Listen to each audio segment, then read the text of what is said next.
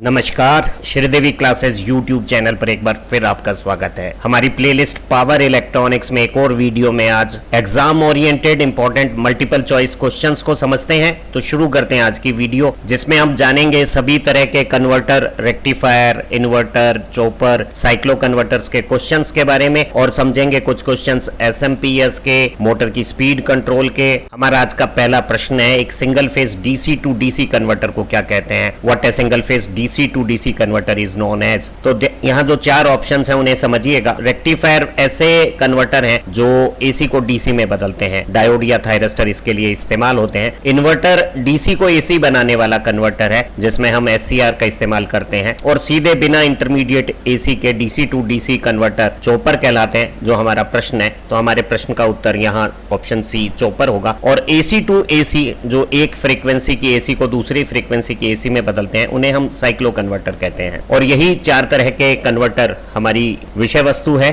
और परीक्षाओं के प्रश्नों के आधार बनते हैं। अगला प्रश्न लेते हैं। दो एससीआर को एक लोड के साथ सीरीज में लगाया हुआ है। इन दोनों एससीआर में से किसी एक एससीआर को 90 डिग्री डिले एंगल के साथ ट्रिगर किया जाता है, तो लोड पर क्या आउटपुट आएगा? तो ध्यान रहे कि अगर आप फॉरवर्ड साइकिल में इसे ट्रिगरिंग पल्स दे रहे हैं तो दूसरा सीरीज का थायरिस्टर भले ही फॉरवर्ड बायस में है, बिना गेट ट्रिगरिंग के वो कंडक्ट नहीं करेगा, वो फॉरवर्ड ब्लॉकिंग मोड बनाए रखेगा। और सीरीज में करंट समान रहता है, तो लोड में करंट नहीं आने से आउटपुट वोल्टेज 0 रहेगी। इसी प्रश्न में यहाँ सिर्फ एक थायरिस्टर होता तो 90 डिग्री के डिले एंगल के साथ ट्रिगर करने पे केवल आधी साइकिल का आउटपुट आता। एक हाफ वेव रेक्टिफायर आउटपुट का जो एवरेज वैल्यू होती है वो Vm/पाई होती है, तो आधी साइकिल की जो एवरेज वैल्यू है वो Vm/2 पाई हो जाती। अगला प्रश्न है, एक ट्रैक का उपयोग कौन सा नहीं है? In which application triac is not used? तो ट्रैक एक बाई डायरेक्शनल डिवाइस है और एसी में वो फेज कंट्रोल में आउटपुट के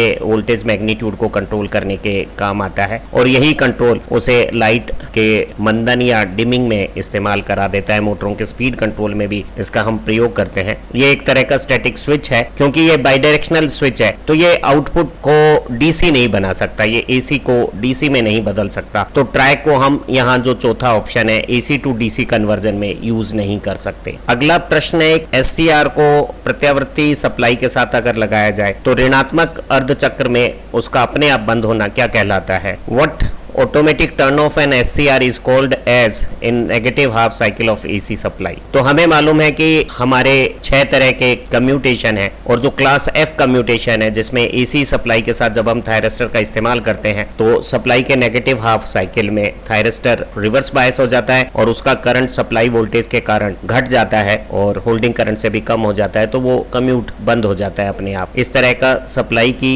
नेगेटिव पोलैरिटी में एससीआर के कम्यूटेशन को हम क्लास एफ नेचुरल कम्यूटेशन कहते हैं। जरा समझते हैं क्लास ए, बी और डी कम्यूटेशन क्या है। क्लास ए कम्यूटेशन में हम एससीआर के सीरीज में अंडर डैम्प्ड एलसी सर्किट बनाते हैं और वो LC circuit sinusoidal current wave shape के साथ कम्यूटेशन की परिस्थितियां बना देता है। तो क्लास ए कम्यूटेशन को हम लोड कम्यूटेशन भी कहते हैं। जबकि क्लास बी कम्यूटेशन को हम पल्स रिजोनेंस कम्यूटेशन कहते हैं, जिसमें एक एससीआर को ट्रिगर करके हम सर्किट में रिजोनेंट की कंडीशन में इंडक्टर की स्टोर्ड एनर्जी को एक कैपेसिटर को देते हैं और उसके पास सप्लाई से डबल वोल्टेज होने पर जब वही कैपेसिटर हमारे मेन थायरिस्टर के अक्रॉस आता है तो वो मेन थायरिस्टर के बंद करने का काम कर देता है। तो इस तरह के पल्स रिजोनेंस कम्यूटेशन को क्लास बी कम्यूटेशन कहते हैं। कुछ चॉपर में इसका इस्तेमाल होता है। जबकि क्लास डी कम्यूटेशन में एक रनिंग थायरिस्टर की जगह पे दूसरा थायरिस्टर करंट को शिफ्ट करता है और पहले थायरिस्टर के कम्यूटेशन होने के बाद दूसरे थायरिस्टर में अपने आप लोड कम्यूटेशन क्लास ए टाइप कम्यूटेशन हो जाता है। इस तरह के कम्यूटेशन को हम ऑक्सिलरी थायरिस्टर कम्यूटेशन या क्लास डी कम्यूटेशन कहते हैं। इसके अलावा हमारा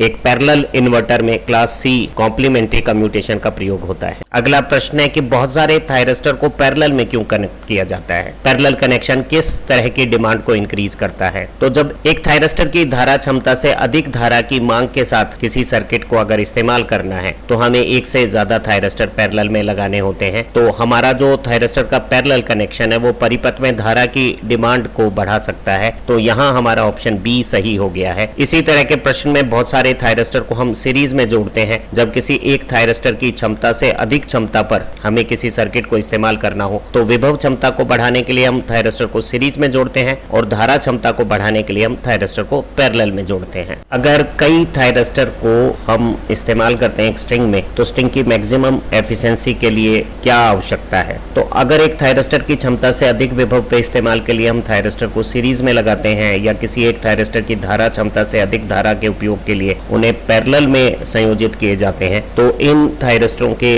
पूरे श्रृंखला का, पूरी स्ट्रिंग का एफिशिएंसी अधिकतम होगी जब हम इनका अधिकाधिक पूरी क्षमता पे उपयोग करें। और ये तभी संभव है जब सभी SCR के एक समान कैरेक्टरिस्टिक हो। अगर सभी थायरिस्टर की कैरेक्टरिस्टिक एक समान होगी तो वो कुल भार को बराबर शेयर करेंगे और स्ट्रिंग की एफिशिएंसी अधिक रहेगी। डी रेटिंग फैक्टर और स्ट्रिंग एफिशिएंसी में क्या संबंध है? तो हमने जाना कि D rating factor string efficiency के साथ ये 1 - स्ट्रिंग एफिशिएंसी संबंध रखता है। तो सही उत्तर ए हुआ। थायरिस्टर के सीरीज कनेक्शन से ही संबंधित एक प्रश्न और लेते हैं। 200 वोल्ट क्षमता के 5 SCR सीरीज में जुड़े हुए हैं। अगर पूरी स्ट्रिंग की ऑपरेटिंग वोल्टेज 500 वोल्ट है तो स्ट्रिंग की एफिशिएंसी दक्षता की गणना करनी है। हमें पता है कि स्ट्रिंग एफिशिएंसी ही is ratio of actual total voltage of strings to number of thyristor multiplied by rating of each thyristor. यहाँ हम पूरी स्ट्रिंग को 500 वोल्ट की वोल्टेज पे इस्तेमाल कर रहे हैं और 5 थायरिस्टर 200 वोल्ट क्षमता के कुल आदर्श काल्पनिक स्थितियों में क्षमता 1000 वोल्ट रखते हैं। तो हम 1000 वोल्ट की क्षमता वाले थायरिस्टर को 500 वोल्ट पे इस्तेमाल कर रहे हैं तो जो स्ट्रिंग की दक्षता है वो सिर्फ 50%। यहाँ हमारा ऑप्शन ए राइट हो गया। अगला प्रश्न है, श्रेणी में जुड़े हुए थायरिस्टर में वोल्टेज शेयरिंग को इंप्रूव करने के लिए ट्रांजिएंट कंडीशंस में टर्न ऑन या टर्न ऑफ के समय जो इक्वलाइजिंग सर्किट में, डायनामिक इक्वलाइजिंग सर्किट में जो कैपेसिटेंस होती है उसकी वैल्यू की कैलकुलेशन किस पर आधारित होती है? तो हमें जानकारी है कि सीरीज में लगे हुए थायरिस्टरों की अगर कैरेक्टरिस्टिक एक समान नहीं है तो वो स्टैटिक ब्लॉकिंग कंडीशंस में वोल्टेज को बराबर शेयर नहीं करेंगे और टर्न ऑन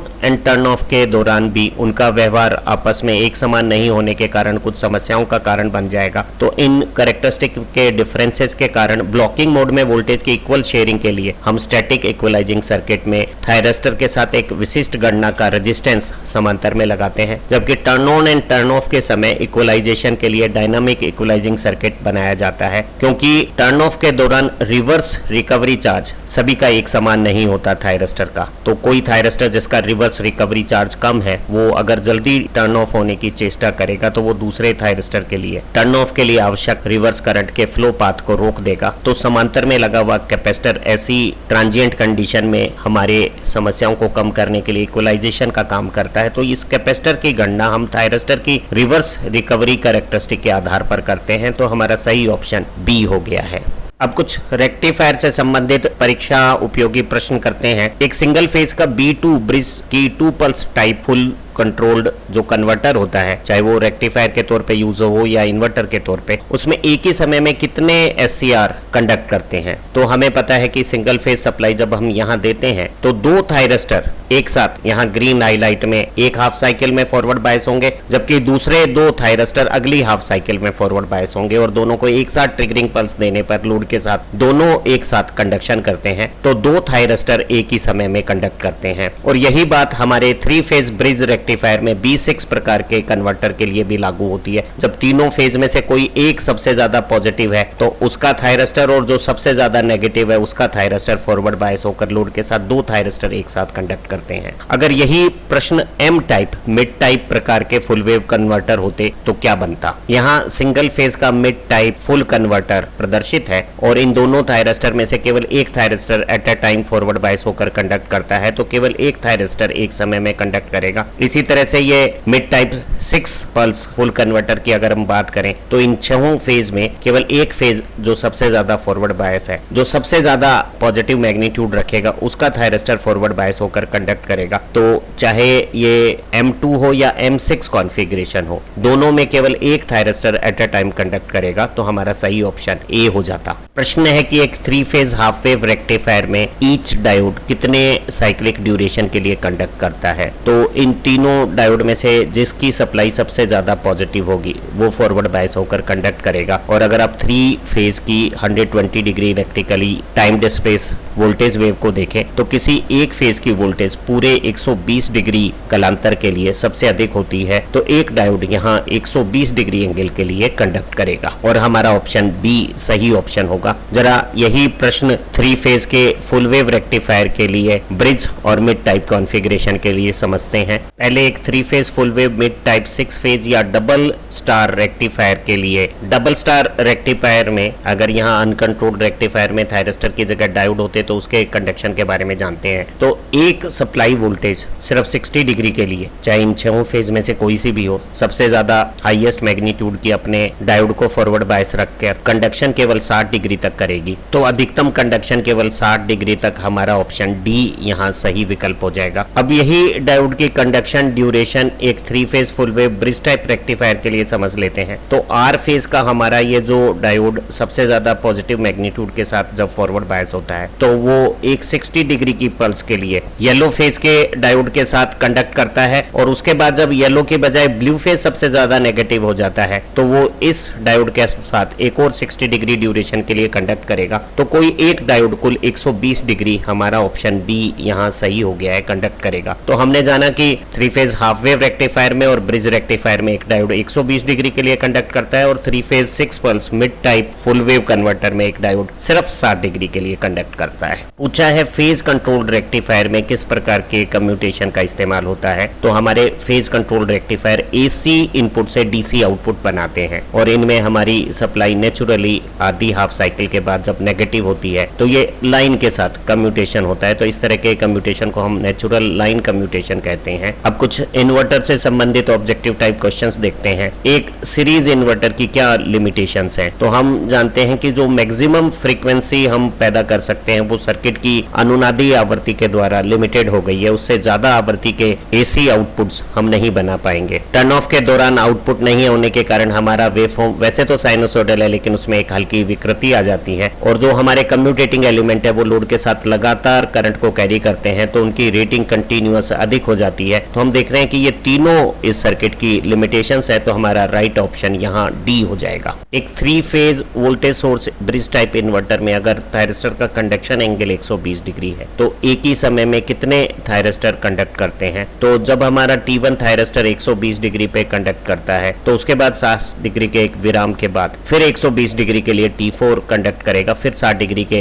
विराम के बाद T1 और T4 इस तरह से कंडक्ट करेंगे। लेकिन इसी दौरान हमारे दूसरे जो थायरिस्टर्स हैं वो भी कंडक्ट करते हैं। तो किसी एक ड्यूरेशन में हमारा जो T1 थायरिस्टर है वो कभी 6 नंबर थायरिस्टर के साथ पेयर बनाकर कंडक्ट करता है और कभी वो 2 नंबर थायरिस्टर के साथ कंडक्ट करता है। तो एक ही समय में केवल 2 थायरिस्टर इस 120 डिग्री के कंडक्शन पीरियड में कंडक्ट करते हैं। अगर यही पीरियड कंडक्शन का एक थायरिस्टर का 180 डिग्री होता तो एक थायरिस्टर 2 अलग अलग थायरिस्टर के साथ कंडक्ट करता और हर 60 डिग्री बाद किसी एक थायरिस्टर का क्रम में कंडक्शन क्रम में चेंज होता रहता, जैसे समझते हैं। इस 180 डिग्री कंडक्शन वाले वोल्टेज सोर्स इन्वर्टर में T1 थायरिस्टर पूरी आधी साइकिल के लिए कंडक्ट करता है और फिर उसमें कॉम्प्लीमेंट्री कम्यूटेशन के साथ T1 को बंद करके T4 को चला दिया जाता है और T1 और T4 क्रम से चलते हैं। इसी दौरान T1 थायरिस्टर एक बार 5 और 6 नंबर थायरिस्टर के साथ पेयर बनाता है, उसके बाद 5 की जगह जब 2 आ जाता है तो वो 6 नंबर थायरिस्टर 1 और 2 के साथ पेयर बनाता है। फिर 6 की जगह जब 3 नंबर थायरिस्टर कंडक्ट करने लगता है तो 1 नंबर 2 नंबर और 3 नंबर थायरिस्टर कंडक्ट करने लगते हैं। तो किसी एक 60 डिग्री की साइक्लिक ड्यूरेशन में 3 थायरिस्टर, एक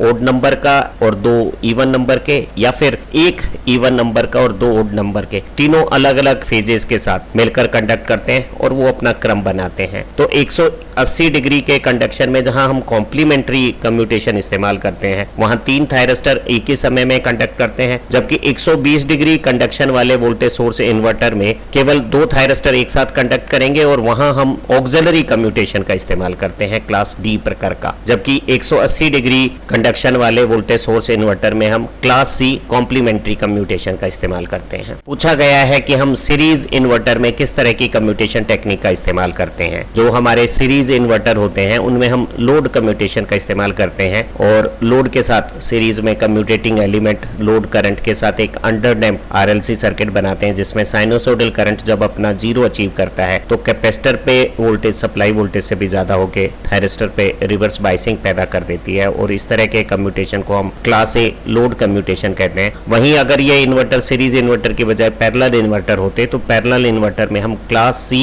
कॉम्प्लीमेंट्री कम्यूटेशन का इस्तेमाल करते हैं। पूछा गया है कि 10 किलोहर्ट्ज से 50 किलोहर्ट्ज की रेंज में काम करने वाली एसएमपीएस में स्विचिंग के लिए कौन सा डिवाइस हम इस्तेमाल करते हैं। तो हमें पता है कि एससीआर की स्विचिंग फ्रीक्वेंसी 2 से 4 किलोहर्ट्ज से अधिक नहीं हो सकती। ट्रांजिस्टर बहुत ज्यादा पावर में इस्तेमाल नहीं हो सकते और सबसे उपयुक्त एसएमपीएस के लिए एससी 10 किलोहर्ट्ज से 50 किलोहर्ट्ज फ्रीक्वेंसी रेंज में ज्यादा पावर के साथ अच्छी स्विचिंग डिवाइस मॉसफेट है। तो यहाँ हमारा राइट चॉइस बी विकल्प हो गया। अगला प्रश्न है कि एसएमपीएस किस सिद्धांत पे आधारित है, अर्थात ये पूछा जा रहा है कि एसएमपीएस जो आउटपुट को रेगुलेटेड वोल्टेज देती है वो किस सिद्धांत पर काम करती है। तो हमने जाना कि एसएमपीएस में हम फीडबैक लेके और जो हमारी स्विचिंग की ड्यूटी साइकिल है उसे पल्स विड्थ मॉड्यूलेटर से कंट्रोल करते हैं और इस तरह की एक्शन को हम chopping action on off control कह सकते हैं। तो यहाँ दो आंसर सही हो सकते थे। एसएमपीएस पीडब्ल्यूएम कंट्रोल सिद्धांत पर आधारित है या ये चॉपर जैसी ड्यूटी साइकिल कंट्रोल पर आधारित है। ध्यान रहे कि रेक्टिफायर में हम रेक्टिफाइड आउटपुट का कंट्रोल फेज कंट्रोल से करते हैं और कुछ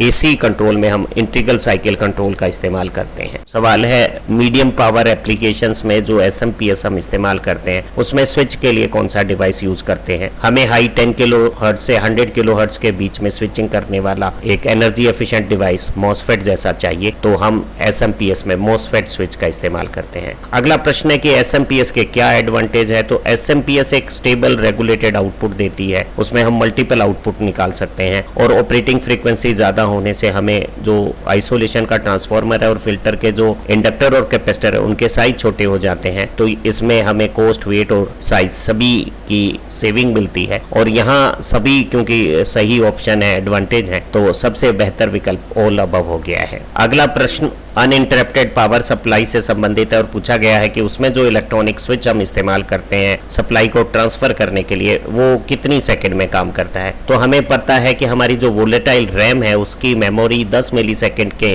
अंदर अगर दोबारा पावर नहीं आएगी तो उड़ जाएगी। तो हमें एक ऐसा स्विच चाहिए जो 10 मिलीसेकंड से भी कम समय में स्विचिंग ऑपरेशन कर दे। यूपीएस में ये काम 10 मिलीसेकंड से भी कम समय में एक एससीआर स्विच से किया जाता है तो ये काम 4 मिलीसेकंड में यहाँ विकल्प के तौर पर चयन किया जा सकता है। अगला प्रश्न वोल्टेज स्टेबलाइजर से है और पूछा गया है कि किस प्रकार के एसी वोल्टेज स्टेबलाइजर में मोटर का इस्तेमाल होता है। तो पहला ऑप्शन रेजोनेंस स्टेबलाइजर सीवीटी के बारे में है। तो सीवीटी में कोई भी प्रकार के मूविंग पार्ट या मोटर एक्शंस नहीं होती है, वो फेरो रेजोनेंस के प्रिंसिपल पे काम करता है और कोर का परमेबिलिटी अप्लाइड वोल्टेज के साथ इस तरह से मॉड्यूलेट होती है कि चाहे वोल्टेज ज्यादा हो इनपुट पे या कम हो आउटपुट की वोल्टेज एक स्टेबल रीजन में रहती है। जो हमारे इलेक्ट्रोमैकेनिकल स्टेबलाइजर हैं इनमें एक सर्वो मोटर का इस्तेमाल किया जाता है और ये मोटर एक वाइपर कॉन्टैक्ट को इस तरह से चलाती है। यहाँ देखिए आपकी एक बक बूस्ट ट्रांसफार्मर की प्राइमरी में वोल्टेज रेगुलेट होगी और इनपुट वोल्टेज में एक अप्रोप्रिएट करेक्शन बक या बूस्ट का आके और डिजायर्ड आउटपुट जनरेट हो जाएगा। जो इलेक्ट्रॉनिक स्टेबलाइजर्स होते हैं वो रिले टाइप एक्शंस करते हैं और वो टैपिंग्स को रिले की एक्शन से सेलेक्ट करके वोल्टेज को स्टेबलाइज करने का काम करते हैं। तो मोटर सिर्फ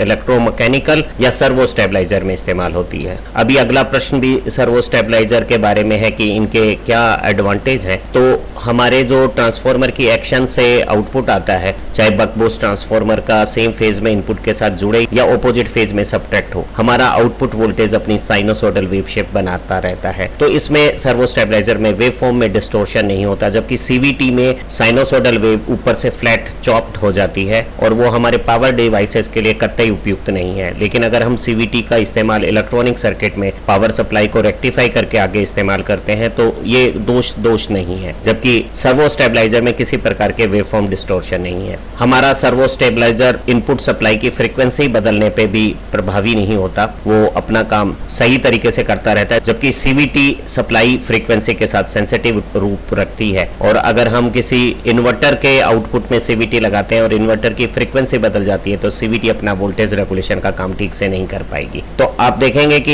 ये ए और बी दोनों राइट ऑप्शन है, तो हमारा करेक्ट ऑप्शन यहाँ सी हो जाएगा। परीक्षाओं में चॉपर विषय के बहुत सारे प्रश्न पूछे जाते हैं। अगर एक चॉपर में टी ऑन और टी ऑफ क्रमशः ऑन और ऑफ टाइम हो और ड्यूटी साइकिल अल्फा हो तो चॉपिंग फ्रीक्वेंसी क्या होगी? तो हमें पता है कि ड्यूटी साइकिल ऑन टाइम में टोटल टाइम का डिवीजन होता है, चॉपिंग टाइम पीरियड का उल्टा चॉपिंग फ्रीक्वेंसी है। तो हम यहाँ समझ सकते हैं कि चॉपिंग फ्रीक्वेंसी ड्यूटी साइकिल में ऑन टाइम का डिवीजन करने से आ जाएगी, तो राइट ऑप्शन डी हो जाएगा। अगला प्रश्न, एक स्टेप डाउन चॉपर में ड्यूटी साइकिल अगर अल्फा हो तो आउटपुट वोल्टेज और इनपुट वोल्टेज में सही संबंध क्या है? तो हमें पता है कि एक स्टेप डाउन चॉपर में duty cycle time supply voltage output voltage होती है। अगर यही स्टेप अप चॉपर होता तो सप्लाई वोल्टेज में 1 माइनस ड्यूटी साइकिल का डिवीजन करने पे आउटपुट आता। तो स्टेप डाउन के लिए बी ऑप्शन सही है और स्टेप अप के लिए सी ऑप्शन सही हो जाता है। अगला प्रश्न है, चॉपर में आउटपुट वोल्टेज किस तरह से कंट्रोल की जाती है? तो हम एक स्विचिंग ऑन ऑफ कंट्रोल से ड्यूटी साइकिल का कंट्रोल करके आउटपुट का कंट्रोल करते हैं, तो इस कंट्रोल को हम ड्यूटी साइकिल कंट्रोल कहते हैं। पूछा है चॉपर कैसा कन्वर्टर है? तो ये कांस्टेंट डीसी को पहले एसी में बदल के फिर वेरिएबल डीसी नहीं बनाता। एसी लिंक्ड चॉपर में ऐसा होता है कि पहले एक इन्वर्टर ऑपरेशन करके हम इन्वर्टर में वोल्टेज लेवल बदल कर फिर रेक्टिफाई करके वेरिएबल डीसी प्राप्त करते हैं, लेकिन एक चॉपर हमारा एक कांस्टेंट डीसी वोल्टेज को बिना इंटरमीडिएट एसी के सीधे डीसी में बदल देता है, तो हमारा बी यहाँ एप्रोप्रिएट चॉइस हो गई। अगला प्रश्न बेहद आसान है, अगर चॉपिंग टाइम पीरियड 2 मिलीसेकंड है तो टाइम पीरियड का उल्टा फ्रीक्वेंसी की वैल्यू क्या होगी? तो अगर हम 2 मिलीसेकंड को इन्वर्ट करेंगे तो वो 500 हर्ट्ज हमारी चॉपिंग फ्रीक्वेंसी आ जाएगी। हमारा राइट ऑप्शन ए हो गया है। पूछा है कि एक स्टेप अप चॉपर में अगर सप्लाई वोल्टेज Vs है और ड्यूटी साइकिल ए है तो इसका आउटपुट क्या होगा? तो हमें पता है कि वो सप्लाई वोल्टेज में ड्यूटी साइकिल का 1 से जो अंतर आता है उसका भाग देने से आएगा, तो यहाँ बी हमारा सही विकल्प हो गया। अगला प्रश्न पूछा है कि टाइप सी चॉपर किस प्रकार के चॉपर होते हैं? तो हमें पता है कि जो फर्स्ट क्वाड्रेंट में काम करता है उसे टाइप ए चॉपर कहते हैं, और जो सेकेंड क्वाड्रेंट में पॉजिटिव वोल्टेज के साथ नेगेटिव करंट के साथ एनर्जी को रिवर्ट करता है वो क्लास बी चॉपर है, स्टेप अप प्रकार के होते हैं। और अगर कोई कॉम्बिनेशन में ए और बी दोनों तरह की एक्शन एक एक क्रम में हो और इस तरह के जो पैरेलल कनेक्शन है टाइप ए और टाइप बी चॉपर्स के, वो फर्स्ट क्वाड्रेंट और सेकंड क्वाड्रेंट दोनों में इस्तेमाल हो सकते हैं, और इस तरह के चॉपर को हम टाइप सी चॉपर कहते हैं। तो हमारा राइट ऑप्शन हो गया कि एक टाइप सी चॉपर ए और बी चॉपर का पैरेलल कॉम्बिनेशन हो गया है। परीक्षाओं में कुछ सरल प्रश्न साइक्लो कन्वर्टर विषय पर भी है। साइक्लो कन्वर्टर क्या परिवर्तित करता है? तो साइक्लो कन्वर्टर एक एसी वोल्टेज को दूसरी फ्रीक्वेंसी और वोल्टेज की एसी सप्लाई में बदलता है। तो अगर आप डी ऑप्शन देखें तो वो हमारी राइट चॉइस हो गई है। एक साइक्लो कन्वर्टर में एक पॉजिटिव और नेगेटिव दो कन्वर्टर होते हैं, वो आपस में कैसे कनेक्ट होते हैं? दोनों में से एक बार काम करता है और दोनों की धारा चालन ऑपोजिट डायरेक्शन में है, तो ऐसे कनेक्शंस को हम एंटी पैरेलल या बैक टू बैक कनेक्शन कहते हैं। तो एक साइक्लो कन्वर्टर में पॉजिटिव और negative converter back to back connect होते हैं। हमारा ए राइट ऑप्शन हो गया है। प्रश्न है कि एक single phase bridge type cyclo converter में कितने एससीआर का इस्तेमाल होता है? तो हमें पता है कि एक पॉजिटिव कन्वर्टर ब्रिज है जिसमें सिंगल फेज में 4 एससीआर एक ब्रिज बनाएंगे, और एक नेगेटिव कन्वर्टर का ब्रिज 4 एससीआर से बनेगा, तो कुल 8 एससीआर से हम ये साइक्लो कन्वर्टर इस्तेमाल कर लेंगे। तो कुल 8 एससीआर से ये साइक्लो कन्वर्टर बनेगा। तो एक single phase bridge type cyclo converter 8 SCR का इस्तेमाल करता है। हमारी राइट चॉइस बी हो गई है। अगले प्रश्न में एक single phase mid type cyclo converter में अगर 2 एससीआर 1 और 2 पॉजिटिव कन्वर्टर ग्रुप है और 1' और 2' नेगेटिव ग्रुप में है, तो हमें अगर सप्लाई से आधी फ्रीक्वेंसी पानी है तो कन्वर्टर में लगे हुए एससीआर की कंडक्शन साइकिल क्या होगी? तो हम इनपुट से आधी फ्रीक्वेंसी पाने के लिए 2 हाफ्स पॉजिटिव बनाएंगे, 1 और 2 पॉजिटिव ग्रुप से, और फिर 2 नेगेटिव हाफ्स बनाएंगे 1' और 2' से, तो हमारी फ्रीक्वेंसी सप्लाई से आधी हो जाएगी। अगर हम इसी क्रम में 1 2 1 और फिर 2' 1' 2' चलाते तो हमारी सप्लाई 1/3 हो जाती। कुछ ऑब्जेक्टिव क्वेश्चन डीसी मोटर के स्पीड कंट्रोल पर आधारित है। तो अगर हमें एक डीसी शंट मोटर को सामान्य रेटेड स्पीड से ज्यादा स्पीड पे ऊपर चलाना है तो हम फ्लक्स को रिड्यूस करके स्पीड को बढ़ाते हैं, तो इस मेथड को हम फ्लक्स कंट्रोल मेथड कहते हैं। और फ्लक्स कंट्रोल मेथड में मोटर का टॉर्क बनाने की क्षमता स्पीड बढ़ने के साथ घटती है, लेकिन पावर क्षमता कांस्टेंट रहती है, तो इस कंट्रोल को हम कांस्टेंट पावर कंट्रोल भी कहते हैं। तो मोटर को सामान्य से ज्यादा स्पीड